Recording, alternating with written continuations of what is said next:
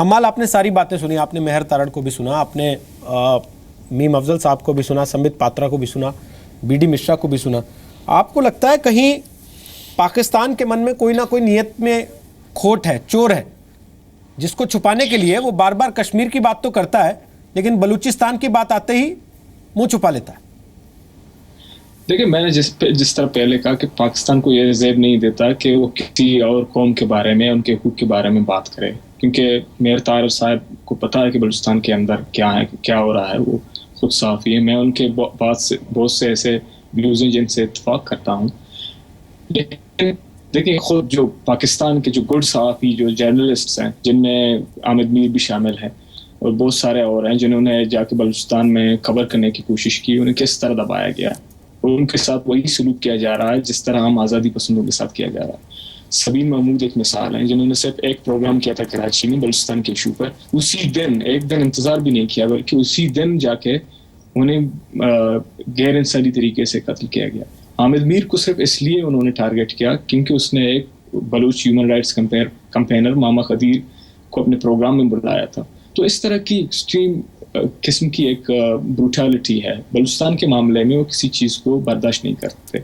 अभी ये पाकिस्तान, ये एस्टेब्लिशमेंट आके किसी और कौम के बारे में बात करे, तो मैं समझता हूँ कि ये जो है एक बेईमानी है। और वो सहाफ़ी जो इन सारे मामलात को देख रहे हैं और मतलब वो जानते हैं कि पाकिस्तान क्या बदबरीत कर रही है, और वो फिर भी जो है इस बात को अंडर द कारपेट ब्रश करने की कोशिश करते हैं, तो मतलब ये भी सहाफ़ती जो उसूल हैं, जो एथिक्स हैं, उनकी पायमाली है।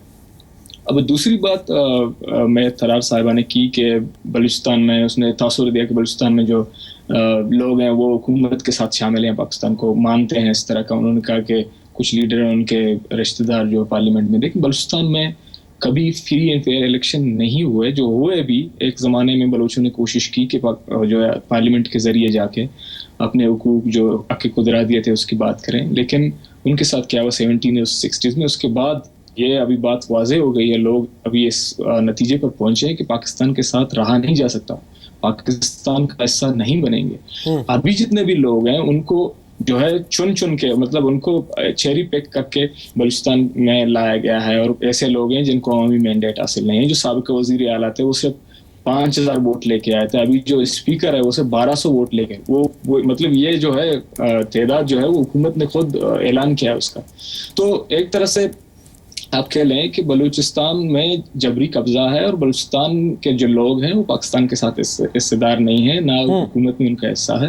और दूसरी बात आप लोग कर रहे हैं कुर्बानी की। देखिए, कश्मीर से ज्यादा अभी जो कुर्बानी बलूचों की चढ़ाई जा रही है, बली बलूचों की चढ़ाई जा रही है। सिर्फ कल परसों जो 2 दिन थे, हमेशा जब ईद आता है तो पाकिस्तान की जो मिलिट्री है वो एक कत्ल गारतगिरी को तेज कर देता है। तो मतलब इसी एक साल में हमारे जो इंसानी हुकूक के ग्रुप्स हैं उन्होंने फिगर्स जारी किए हैं कि सिर्फ 500 लोगों को उन्होंने कत्ल किया है। 500 लोगों को फिगर्स हैं अभी कोई मार्च से लेकर अब तक। तो बली हमारी चढ़ाई जा रही है, लोग खून हमारा बहाया जा रहा है, और सबसे ज्यादा बर्बरियत हम पे की जा रही है।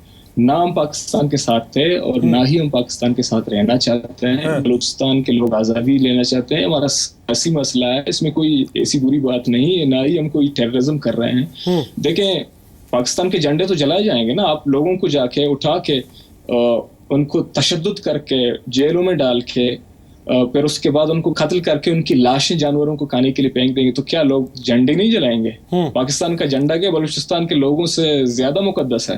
पाकिस्तान को क्या चीज बनाया हुआ? देखें, ये जो सारे इस्लामी एक्सट्रीमिस्ट हैं वो न सिर्फ कश्मीर में, मैं आपको बलूचिस्तान की बात बता रहा हूँ क्योंकि मैं बलूचिस्तान से हूँ, वहां पे 20वें इन्होंने ऐसे टेररिस्ट ग्रुप्स बनाए हुए हैं और ऐसे लोग क्रिएट कर रहे हैं जो मुस्तकबिल में सामने आएंगे। उनमें आईसिस के लोग हैं, ईरान से भागे हुए लोग हैं, उनको पनाह दिया हुआ है, वो बलूच सियासी कारकुनों को कत्ल करने में मुलव्वस हैं। अभी जो अच्छे लोग हैं पाकिस्तान के अंदर, मैं नहीं कहता, बहुत से साफ ऐसे हैं जो ख्वाहिश रखते हैं कि बलूचिस्तान के बारे में कुछ कहें, लेकिन वो भी डरे हुए, सहमे हुए हैं, वो भी अपनी बात को सही तरीके से कह नहीं सकते। वो अभी मुझे पता चला कि पिछले महीने कुछ पंजाब और कराची से ताल्लुक़ रखने वाले साथियों को इन्होंने उठाया, गायब किया, लेकिन जो है डर खौफ की वजह से वो सामने नहीं आ रहा है, वो बात नहीं कर रहे हैं। लेकिन पाकिस्तान सबके साथ यही सलूक कर रहा है। अब मैं एक चीज़ पूछता हूँ मीम अफजल से, जो बातें अभी हम माल कह रहे हैं, इसके पहले हमने देखा बरमदाद भुगती ने कितनी सारी चीज़ें कही, करीमा बलोच ने बहुत सारी फैक्ट्स ला के रखे सामने जब उन्होंने मैसेज किया प्रधानमंत्री को। मीम अफजल, जब सीरिया में कोई बच्चा मरता है, दुनिया भर में उसके फ़ोटो चलते हैं, दुनिया भर को ये बताया जाता है देखिए कैसे आतंक से पीड़ित हो गए हैं, बच्चों को भी मार दिया जा रहा है।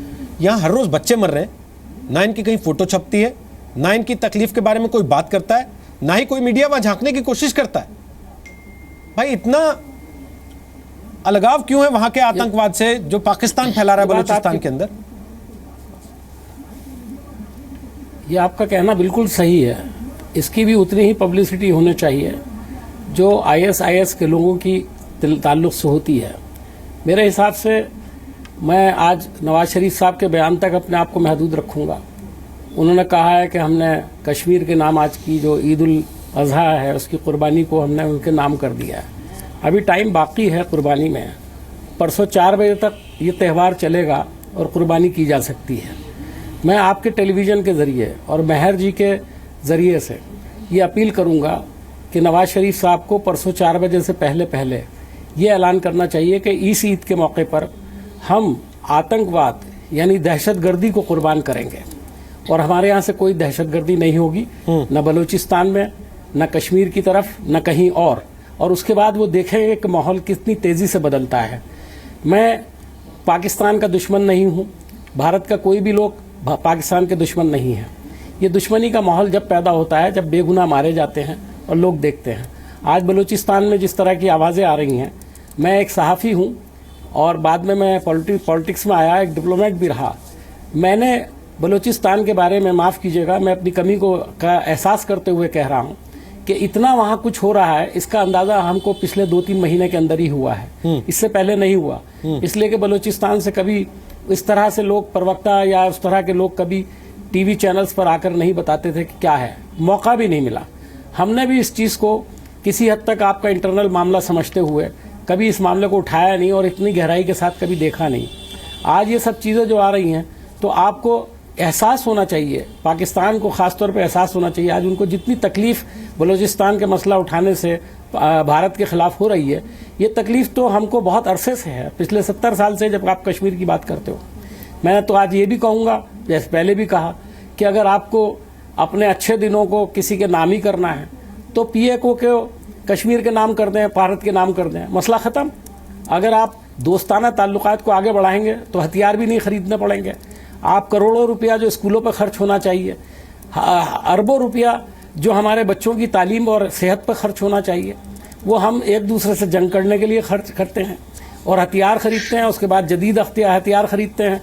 अब तो हम दोनों न्यूक्लियर पावर हो गए हैं, तो फिर डर किस बात का है? बंद करिए झगड़े को, ठीक है, और आराम के साथ रहिए ताकि आपके लोग भी तरक्की करें। हम तो आपकी दुआ से काफी तरक्की बात करने का मौका, और हम और तरक्की करना चाहते हैं। हम ये चाहते हैं कि आप भी तरक्की करें। ठीक बात है सर। ईद का दिन है, आई शुड गेट आउट, मैं स्काइप से हट जाऊं, अपने घर वालों के साथ टाइम स्पेंड। मेहर आप ही के पास आ रहा हूँ, आप ही के पास आ रहा हूँ, आप ही के पास आ रहा हूँ। अगर आप पक्ष रखना चाहती हैं अपनी तरफ से, अपने देश की तरफ से। आप लोग कुछ भी कहते हैं, सवाल ये है, बहुत सारे लोग हैं। एक सेकंड, मुझे बात सिर्फ पहले, मुझे आपके सवाल से पहले मैं आपको एक बात कहना चाहती हूँ कि पाकिस्तान में बहुत सारे लोग हैं जिन्होंने हमेशा, जब पाकिस्तान के लोगों ने कश्मीर में कुछ किया, ओपनली किया, जो सो कॉल्ड जिहाद था उसमें हिस्सा, वो थॉट कि वो कोई इंडिया के बेगुनाह लोगों को जाके मार रहे हैं या टेररिज्म कर रहे हैं। दे एक्चुअली थॉट कि वो बड़ा अच्छा काम कर रहे हैं, जिसकी पाकिस्तान बड़ी प्राइस पे की है। पाकिस्तान की हर जनरेशन, माय फादर्स जनरेशन, मेरे से जो छोटे लोग हैं, जो छोटों को तो पता ही नहीं, my son wouldn't even know, 16 साल के बच्चे को पता ही नहीं कि कश्मीर के साथ पाकिस्तान का इश्यू क्या है। तो हमने तो हमेशा, हम लोग, हमारे जो my father was in civil service, वो कहते हैं कि पाकिस्तान को इस आर्म स्ट्रगल में कभी भी नहीं था पड़ना चाहिए, बिकॉज आप किसी और मुल्क में जाके so called let's just say कि बड़ा अच्छा काम कर रहे थे, इन्होंने उसको they made a mess of everything. I actually seriously believe that as a Pakistani, Pakistan का जो भी स्टांस था, सही था, गलत था, लीगल था, इलीगल था, UN रेजोल्यूशंस के अगेंस्ट था, फेवर में था, जो भी था, as a Pakistani and as millions of Pakistanis would say कि पाकिस्तान को सिर्फ और सिर्फ पीसफुल इंटरफेरेंस या इंटरवेंशन रखनी चाहिए थी इस इशू के बीच में। हैविंग सेड दैट, जहां तक बलूचिस्तान का सवाल है, मैं बिल्कुल मानती हूँ, यस हमारे पास बहुत कम इंफॉर्मेशन है बलूचिस्तान के बारे में टुडे लेकिन आजकल की दुनिया 2016 में फ़ोन्स हैं, इंटरनेट है, दूसरे फ़ोन्स हैं, लोगों के पास इतने ज़्यादा ज़रिए हैं अपनी इंफॉर्मेशन पहुंचाने के कि जो बात हमारे तक पहुंचती है हम उसको किसी ना किसी तरह हाईलाइट करने की कोशिश करते हैं। अभी भी हर दूसरे तीसरे दिन बलूचिस्तान के बारे में लिखते हैं। हम यही कर सकते हैं, लेकिन ये कहना कि वहाँ पे कभी भी ये जो एंटी नेशनल्स हैं या जो भी हम उनको कहते हैं, सेपरेटिस्ट हैं, सेसेशनिस्ट हैं, उन्होंने कभी किसी भरी हुई बसों में बेगुनाह लोगों को नहीं मारा, उन्होंने बिल्डिंग्स को नहीं उड़ाया, तो that would be completely untrue. अपने आप को, अपनी गलतियों को दोनों तरफ से मानना चाहिए।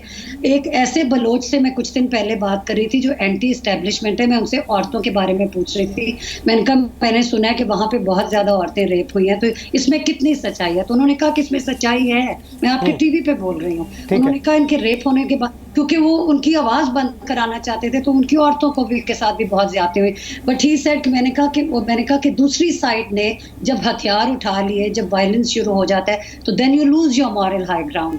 And this is what I believe about Kashmir too. Pakistan should say today कि कश्मीर में जो कुछ हो रहा है वो नहीं होना चाहिए, एंड वील मेक श्योर कि हमारी तरफ से कोई ऐसी चीज ना हो जो कि उस आर्म स्ट्रगल को और ज्यादा इंटेंसिफाई करेगी। और हम उम्मीद करते हैं कि कश्मीरियों के ऊपर जो कुछ हो रहा है, जो पाकिस्तानी समझते हैं उनके साथ ज्यादतियां हो रही, वो इंडिया की गवर्नमेंट उनका अपना मुल्क समझ, मैं तो ये कहती हूँ अपना मुल्क समझ के आपको करना चाहिए ना। They are your people, you should look after them. हम तो कर ही रहे हैं। मेरा हिंदुस्तान मैं नहीं समझती पाकिस्तान हिंदुस्तान को जो करना है कश्मीर के लिए वो कर ही रहा है, और ये बात जानते हुए कर रहा है कि उसको किसी से सर्टिफिकेशन की जरूरत नहीं है किसी भी तरह के, और पाकिस्तान से तो किसी भी तरह का सर्टिफिकेशन उनको नहीं चाहिए, है ना।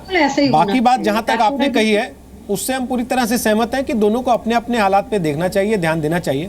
आप चाहें तो अपने परिवार के साथ समय बिता सकती हैं, क्योंकि मैं लास्ट 2 ही कमेंट ले पाऊंगा, एक बीडी मिश्रा साहब से और एक संबित पात्रा से। आपको लगता है जो वो बात कह रही है कि पाकिस्तान को केवल अपना बिजनेस देखना चाहिए, उनको अपनी चीज़ों पे ध्यान देना चाहिए, और हिंदुस्तान को अपनी चीज़ों पे, अगर पाकिस्तान इसी पे स्टिक कर जा रहा होता तो आज ये नौबत ही नहीं आती। नहीं, मैडम कह रही हैं वो तो ठीक है, लेकिन शायद मैडम एक ऐसी सिर्फ अकेली महिला हैं जो ये कहती हैं, और तो पाकिस्तान का कोई ये बात कहता ही नहीं है। तो ये बात अपनी जगह पर ठीक है कि मैडम कह रही हैं, लेकिन पाकिस्तान में और कोई ये कह ही नहीं रहा है, एक बात। दूसरा, जहां तक आपने सवाल किया कि बलूचिस्तान का ये वर्ल्ड प्रेस क्यों नहीं कवर कर रहा है, तो इसका प्रॉब्लम ये है कि अभी तक जो यूनाइटेड स्टेट्स का या वेस्टर्न प्रेस था, इनको इस बात का इल्म नहीं था कि वहां पर क्या क्या हो रहा है। इन लोगों का वेस्टर्न इंटरेस्ट था, और रॉबर्ट ओकले तो ऐसे एम्बेसडर थे पाकिस्तान के जो उन्होंने ऑल पार्टी हुर्रियत खड़ी की थी।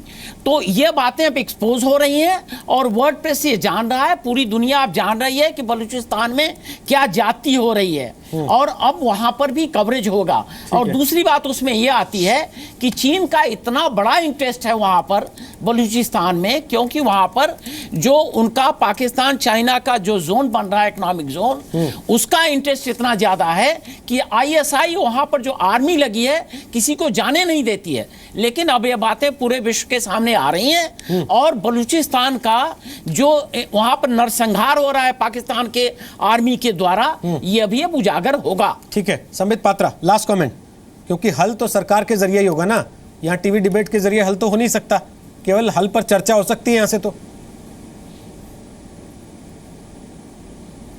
ठीक बोल रहे हैं आप, और इस बात पे देखिए मैं मीम अफजल जी के ही सेंटेंस से 2 लाइन ले लूँगा। मीम अफजल जी ने बिल्कुल सही कहा कि इतने वर्षों के उनके तजुर्बे के बावजूद, जबकि वो डिप्लोमेट भी थे, उनकी सरकार भी रही, हमारी सरकार रही, मगर फिर भी बलूचिस्तान कभी भी centre of the table discussion नहीं बना। मगर आज कुछ ना कुछ डिप्लोमेसी में इंडिया के परिवर्तन जरूर रहा है कि हमारे साथ आज हमाल हैदर भी बैठे हैं। बलूचिस्तान के जो नरसंहार है, बलूचिस्तान में जो ह्यूमन एट्रॉसिटीज़ हो रहे हैं, वो आज पूरा विश्व देख रहा है। तो कहीं ना कहीं ये सब समाधान की ओर, पाकिस्तान को घेर कर पाकिस्तान को आईना दिखाने का काम सरकार के डिप्लोमेसी के कारण हो रहा है। और बहुत सारी चीज़ें मैं टीवी पर भी नहीं कह सकता, मगर एक बात मैं बार बार कहता हूं और आज भी रिपीट करूंगा, कभी भी पाकिस्तान को विक्टिम स्टेट के रूप में हमें नहीं दिखाना चाहिए कि उनके यहाँ भी बम फट जाता है, उनके यहाँ भी लोगों को आतंकवाद झेलना पड़ता है। इसमें मैं हिलरी क्लिंटन के वही बार बार शब्द रिपीट कर दूं। हिलरी क्लिंटन ने पाकिस्तान को ही आगाह करते हुए कहा था कि जो लोग अपने आंगन में सांप और सपोले पालते हैं और उनको दूध पिलाते हैं, कभी न कभी ये सांप जो है वो जाके मालिक को भी काट देते हैं। तो स्वाभाविक है ये सांप और सपोले जो घूम रहे हैं अब पाकिस्तान के, वो इनको भी कभी कभी काटेंगे और काट भी रहे हैं। तो पहले सांप और सपोले को कंट्रोल करें, विक्टिम आप कभी नहीं हो सकते। बहुत बहुत शुक्रिया संबित पात्रा, मीम अफजल, मेहर तारड़, हम्माल हैदर और बीडी मिश्रा साहब, आपका इस ताल ठुक्के का हिस्सा बनने के लिए। हम छोटा सा ब्रेक ले रहे हैं फिलहाल ताल ठुक्के में आज के लिए इतना ही, ये बताते हुए कि पाकिस्तान जब तक कश्मीर का मसला उठाएगा ये बताने के लिए कि हम कश्मीर पर दावा करते हैं, तो उसे ये बात याद रखनी चाहिए कि दुनिया भर के कैमरे वो भले ही रोक लेता हो बलूचिस्तान पहुंचने से, लेकिन भारत के मीडिया के कैमरे वो नहीं रोक पाएगा। भारत ने ही सबसे पहले दुनिया को दिखाया बलूचिस्तान में क्या हो रहा है, और हम आगे भी दिखाते रहेंगे पूरी दुनिया को कि ये पाकिस्तान जो मानवाधिकार की बात करता है, वो देखिए बलूचिस्तान के अंदर किस किस तरीके से मानवाधिकार का हनन कर रहा है, उसकी हत्या कर रहा है।